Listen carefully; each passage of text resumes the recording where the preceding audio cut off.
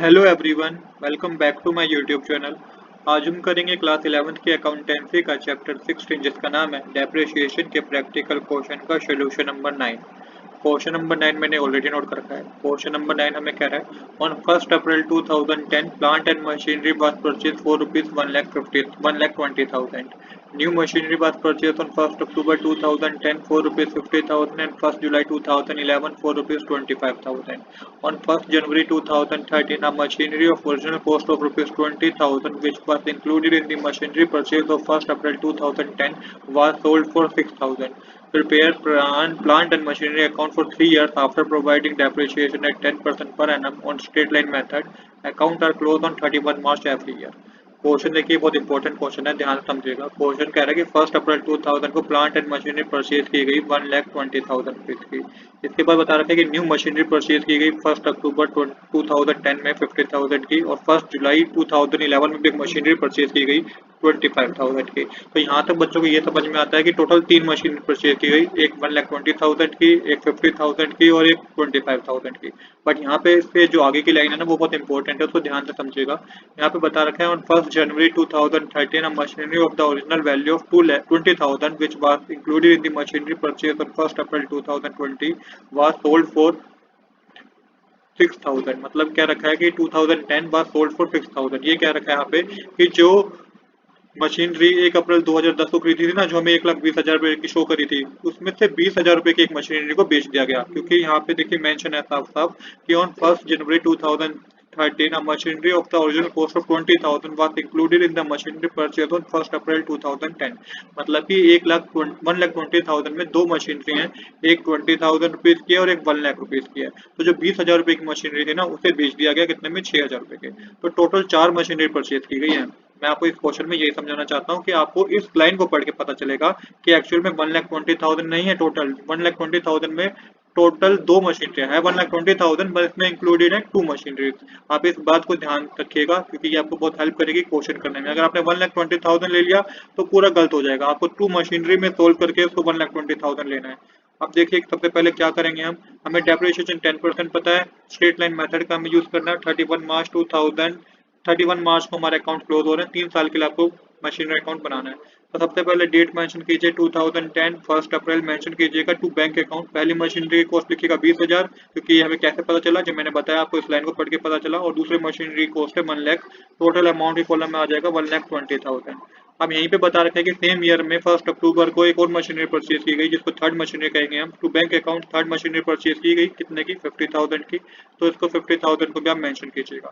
अब आपको depreciation calculate करना है तो 2011 ईयर लिखिएगा और यहाँ पे 31 मार्च डेट लिख के बाय डेप्रिसिएशन अकाउंट देखिए 10% डेप्रिसिएशन है तो 20,000 का 10% फर्स्ट मशीनरी पे 2,000 होगा, सेकंड मशीनरी पे 1,00,000 का 1,00,000 का 10% 10,000 होगा।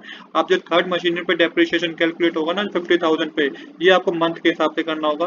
50,000 का 10% तो 5,000 होगा, पर 1st अक्टूबर से लेकर 31 मार्च तक 6 मंथ होते हैं। तो ये आपको 6 मंथ पे कैलकुलेट करना होगा, मतलब 6/12 करना होगा, 2,500 रुपीज आएगा। टोटल अमाउंट कॉलम में मेंशन कर दीजिएगा 14,500। इसके बाद आपको इसको बाय बैलेंस कैरी डाउन करना है तो 31 मार्च डेट लिख के बाय बैलेंस कैरी डाउन करके 2,000 को माइनस कीजिएगा 20,000 में से तो 18,000 आएगा। 10,000 को माइनस करेंगे 1,00,000 में से तो 90,000 आएगा। 2,500 को माइनस करेंगे 50,000 में से तो ये आपका 47,500 आएगा। तीनों को प्लस करेंगे तो अमाउंट के कॉलम में आएगा 1,55,500। यहाँ पे हमारी डेबिट साइड और क्रेडिट साइड दोनों क्या हो जाएगी, इक्वल हो जाएगी। तो कहने का मतलब ये है कि जब एक साल खत्म हुआ तो पहली मशीनरी कॉस्ट 18,000 रहेगी, दूसरी मशीनरी कॉस्ट 90,000 रहेगी और तीसरी मशीनरी कॉस्ट 47,500 रह गई। अब जो बैलेंस कैरी डाउन हुआ है ये आपको क्या करना है, ये आपको नेक्स्ट मतलब सेम ईयर में ही ब्रो डाउन करना है। तो 2011 लिख के 1st अप्रैल लिख के मेंशन कीजिएगा टू बैलेंस ब्रो डाउन। और तीनों मशीनरी के जो कॉस्ट है, फर्स्ट मशीनरी 18,000, सेकंड मशीनरी 90,000 और थर्ड मशीनरी 47,500, इन तीनों को मेंशन कीजिएगा और टोटल अमाउंट के कॉलम में लिखिएगा 1,55,500। अब क्या हुआ कि सेम ईयर 2011 में क्या कोई मशीनरी परचेज की गई थी? यस, बिल्कुल। 1 जुलाई को भी एक मशीनरी परचेज की गई थी 2011 में 25,000 रुपये की। तो ये चौथी मशीनरी है, ये फोर्थ मशीनरी है, तो यहाँ पे मेंशन कीजिएगा टू बैंक अकाउंट, और फोर्थ मशीनरी मेंशन कीजिएगा कितने रुपए की थी? 25,000 की थी, 25,000 रुपये गिवन है, तो 25,000 को अमाउंट की कॉलम में लिखिएगा। अब आपको फिर डेप्रिसिएशन कैलकुलेट करना है, 2012 ईयर लिखना होगा, 31 मार्च लिखना होगा बाय डेप्रिसिएशन अकाउंट। तो पहली मशीनरी पे डेप्रिसिएशन वही 2,000 आएगा जो आपने ऑलरेडी कैलकुलेट कर लिया है पूरे साल का। सेकंड मशीनरी पे 10,000 आएगा। अब थर्ड मशीनरी का समझिएगा कि थर्ड मशीनरी का जो डेप्रिसिएशन कैलकुलेट होगा, जो प्रीवियस ईयर में हमने किया वहाँ पे मंथ कैलकुलेट किए थे, बट यहाँ पे मंथ कैलकुलेट नहीं होंगे। यहाँ पे 1 अप्रैल से 31 मार्च तक आप सिंपल पूरे साल को कैलकुलेट करेंगे। 50,000 का 10% होता है 5,000, तो 5,000 का डेप्रिसिएशन होगा थर्ड मशीनरी का। अब फोर्थ मशीनरी का डेप्रिसिएशन कैलकुलेट करेंगे तो यहाँ पे मंथ कैलकुलेट होंगे। 1 जुलाई से लेकर 31 मार्च तक कितने मंथ होते हैं? ये आपके 9 मंथ होते हैं, तो 9 मंथ के लिए जब आप कैलकुलेट करेंगे तो 1875 आएगा। फोर्थ मशीनरी थी 25,000 की, 25,000 मल्टीप्लाई 10 अपॉन में 100 मल्टीप्लाई 9 अपॉन में 12 करेंगे तो ये आपका 1875 आएगा। तो चारों को प्लस करेंगे तो ये आपका पास आएगा 18,875। अब आपको same by balance carry down करना है, तो 2,000 को 18,000 में से माइनस करेंगे तो 16,000 आएगा। 10,000 को 90,000 में से माइनस करेंगे तो 80,000 आएगा। 5,000 को 47,500 में से माइनस करेंगे तो 42,500 आएगा। और 1875 को 25,000 में से माइनस करेंगे तो ये आपका 23,125 आएगा। चारों को प्लस करके अमाउंट की कॉलम में लिख दीजिए, 1,61,625 आएगा। यहाँ पे हमारी डेबिट और क्रेडिट साइड दोनों क्या हो जाएगी? बराबर हो जाएगी।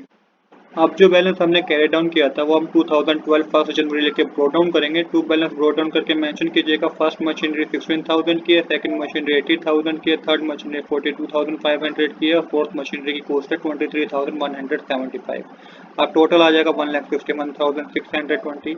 अब यहाँ पे आपको ध्यान से समझना है कि 2013 लिखना है। क्या हुआ है कि 1 जनवरी 2013 को जो पहली मशीनरी थी ना 20,000 रुपए की, जिसकी अभी तक की वैल्यू कितनी रह गई? 16,000 रुपए रह गई डेप्रिसिएशन लगने के बाद, उसे बेच दिया गया कितने में? 6,000 रुपीज में बेच दिया गया। तो यहाँ पे सबसे पहले 1 जनवरी 2013 लिख के डेप्रिसिएशन कैलकुलेट कर लीजिए, जो कि 9 मंथ में कैलकुलेट होगा फर्स्ट मशीनरी का। फर्स्ट मशीनरी 20,000 की थी, 10% डेप्रिसिएशन कैलकुलेट करोगे तो ये आपका 2,000 आएगा, और 9 अपॉन में 12 करेंगे तो ये हमारे पास फर्स्ट मशीनरी का डेप्रिसिएशन आएगा 1,500 रुपीज। कैसे कैलकुलेट किया मैं दोबारा रिपीट करता हूँ क्योंकि बहुत इंपॉर्टेंट है। क्योंकि देखिए 1 अप्रैल से लेकर 1 जनवरी तक भी हमने इस मशीनरी को यूज करा है। कौन सी मशीनरी को यूज किया है? वो मशीनरी जिसकी कॉस्ट 20,000 थी, सबसे फर्स्ट मशीनरी, अब वो 16,000 की है। अब जो हमने यूज करा है 1 अप्रैल से लेकर 1 जनवरी तक, तो उस पर तो डेप्रिसिएशन हम लगाएंगे ना। 20,000 मल्टीप्लाई 10 अपॉन में 100 मल्टीप्लाई 9 अपॉन में 12 आप करेंगे तो ये 1,500 आएगा। अब हमने बेच कितने में दिया उसे? बाय बैंक अकाउंट लिख के मेंशन कीजिएगा कि 6,000 में बेच दिया, तो 6,000 लिख देगा। अब ये पता करना है क्या बेचने के बाद बिजनेस को लॉस हुआ कि प्रॉफिट हुआ? तो यहाँ पे पता चलेगा लॉस हुआ। कैसे लॉस हुआ कि बिजनेस अभी तक भी ना उसकी वैल्यू कितनी थी? 16,000 रुपए की थी पहली मशीनरी की वैल्यू, पर बेच कितने में दिया? 6,000 में। अगर आप डेप्रिसिएशन भी लगा लें 1,500 रुपीज, जो कि हमने 1 अप्रैल से 1 जनवरी तक यूज करा है, तभी भी हमें क्या हुआ? लॉस हुआ है। अगर आप इन दोनों को प्लस करके 16,000 में से माइनस कर देंगे तो ये आपको पता चलेगा कि कितना लॉस हुआ है। ये हमें लॉस हुआ है 8,500 रुपीज का फर्स्ट मशीनरी को बेचने पे। तो ये हमें लॉस हुआ है, इसलिए हमने क्रेडिट साइड मेंशन किया। अब आपको सिंपल डेप्रिसिएशन कैलकुलेट करना है, 2013 लिखना है, 31 मार्च कैलकुलेट करना है। अब हमारे पास फर्स्ट मशीनरी का काम खत्म हो गया, तो सेकंड थर्ड फोर्थ मशीनरी पे डेप्रिसिएशन कैलकुलेट करना है पूरे साल का। तो bye depreciation account first machinery पे 10,000 होगा, सेकंड मशीनरी पे 10,000 होगा क्योंकि फर्स्ट मशीनरी तो बेच दी।